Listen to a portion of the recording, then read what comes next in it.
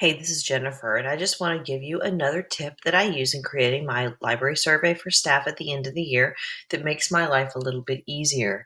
So, we already talked about how to set up branching so that your questions can be relevant to one specific group separator. So, my question that separates my groups is, did you bring your class to the library? Yes or no? And then the rest of the questions are relevant to that first answer. So I want to know in each of my sections, whether they brought them to the library or not, what subject areas they teach in. I don't ask for identifying information like their name or specific classes because then, I don't really care who said what. I'm looking for trends that can be easily changed or practices that we need to reconsider to better help the teachers use the library and the students use the library. So the first question I typically ask is, what subject area do you teach in? So I'm going to open up my yes, I brought teachers to the library or classes to the library, and I'm going to add a question there. And my question is going to be, what subject do you teach? Now notice that by default, it kind of predicts that this would be a great short answer, and it could be a short answer. But for my purposes, I want to be able to look at trends, and that means that everybody's answer has to be formulated the same way so that I get a nice pie graph. And if it's a short answer, they're just going to give me a list of answers, and that's not what I want. I want to be able to give them one answer choice that they'll select so that I can get that visual of the responses. So in order to get that, I'm going to need to do a multiple choice or a drop down. And I'm going to use a drop down in this situation. And then I need to put in my subjects. Well, this is a question that I use a lot on my surveys. And so rather than having to write this question and type in all the different subjects every single time, I like to use a Google add-on, a form add-on called FormRanger. And if you've never used add-ons in Google Forms, you'll first need to set up that Google Form add-on. So you'll come to the three dots at the top that are by your picture, and you'll select add-ons at the bottom, and then you'll search for the add-on you're looking for. And the one I'm looking for is FormRanger. So I'll type it in to the little bar and return, and there it is. Now I've already got it installed. If I didn't, it would say get add-on here. It'd be a blue button, and I would select that. But since I already have it installed, I'm going to access that add-on with the little puzzle piece. So I'm going to select the add-on.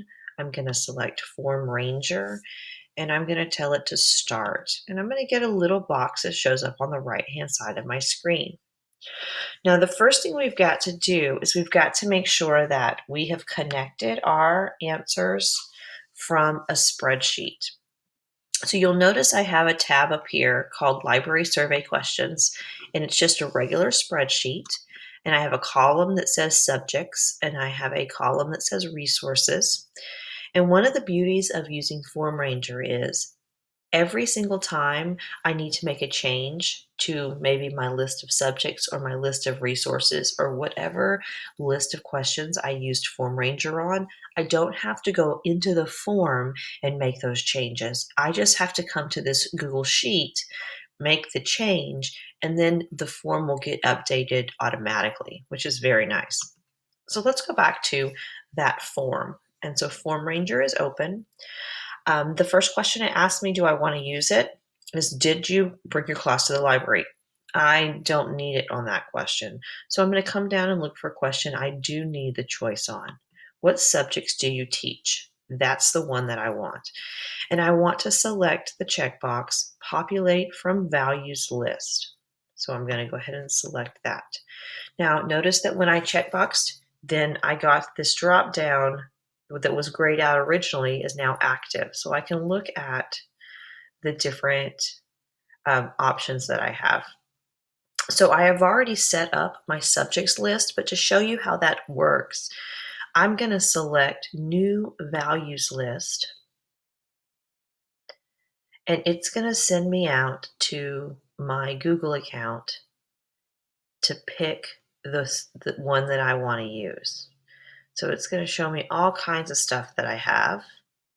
I want to use this one right here called Library Survey Questions.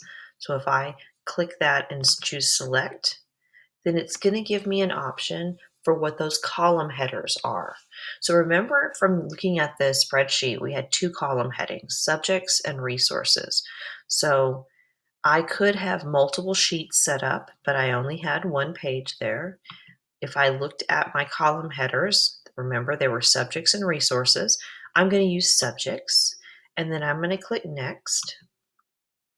What do I want to call this so that I know later when I come back to FormRanger, this is what I'm always using. And I'm just going to call it class subjects. So anytime I want to use this particular set of data, then I just know that's what its name is. Then I'll click Save and Populate Question. So notice what's happened now in my question. Before, I had the option to type in my responses.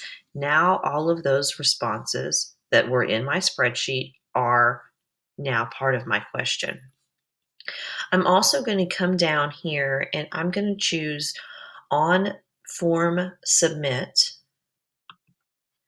and turn that on. That lets FormRanger know that if there's a change in my spreadsheet, then it should populate my forms to update when someone submits a form. So this is a really simple add-on to use to make life smarter, not harder, and not have to type in all your choices if there's a piece of information you use all the time. It might be student rosters, it might be teacher names, it might be library resources, it could be a list of any number of things that you use quite often. Don't type those in. Don't even bother to copy paste from long lists. Use the add-on FormRanger to make it easier to populate automatically your answer choices in Google Forms. I hope you find this helpful. Have a great day. If you want to learn more, visit my website at www.teachinnovatelearn.com.